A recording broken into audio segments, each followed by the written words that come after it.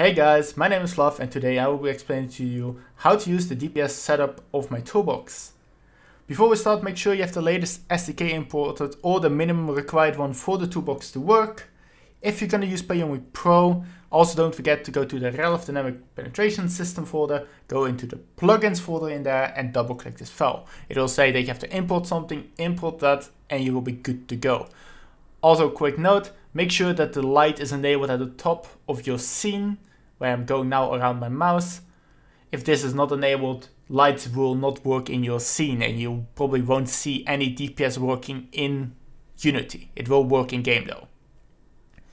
We can go to the Fluff's Toolbox, go to Penetration System, the Penetration Setup, and we're good to go. We can just drag and drop our avatar in. We can select the avatar base that is used for the avatar itself. In my case, I don't have anything for this base, so we can just skip this pretty much. We can select any base, but if you bought an avatar and actually gonna use it, make sure or check at least what base they are using. If the base is not on the list, just contact me. I might be able to add the base later on.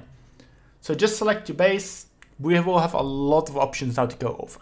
I will just explain the top part first. We have our base. Then we have like a couple of tabs. We have generate, edit and test, really handy if you want to change really quickly things, and the delete tab if you want to delete anything of the toolbox. In the generate tab we also have a penetration setup. This functionality is currently this option is disabled, so you cannot use it, but this is also for DPS later on the line, but it will work basically the same. So we will select anything what we want to use on our avatar. In this case, we will just select everything besides the toys, since the toys are a little bit more complex to go over.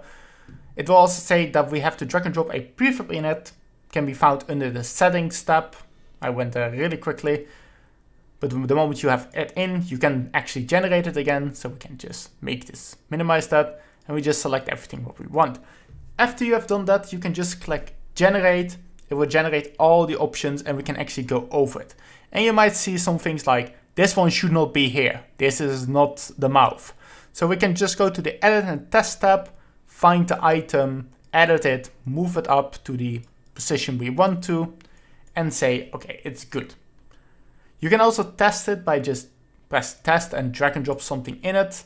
We can just do that really quickly, 000. This is like 180.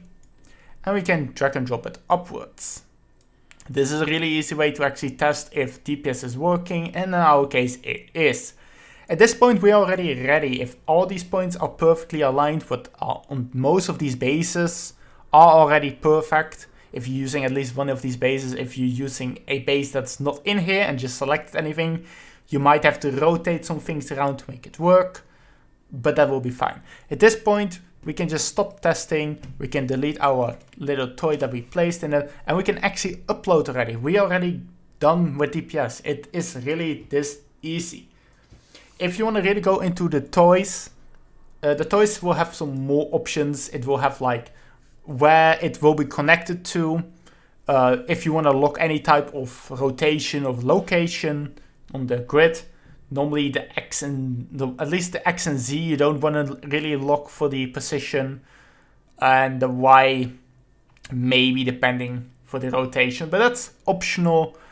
You might definitely want to have like for your avatar, if you want to have toys to be pick upable for your hands, you'd want to do left hand and right hand.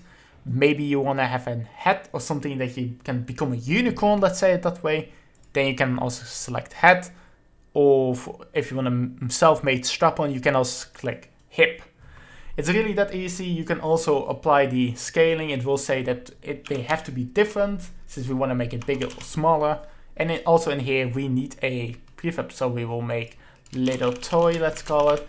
And we can just press generate again, since you can keep generating items in here. It's really self-explanatory. If you want to have more toys, you can just add things to it. And if you want to test anything, if you want to delete anything, it's really easy. At this point, you're literally ready to upload to VR chat and ready to go. Hope you enjoyed the tutorial, and if you need any questions, please join my Discord. I'm always available to help with support. See you guys next time.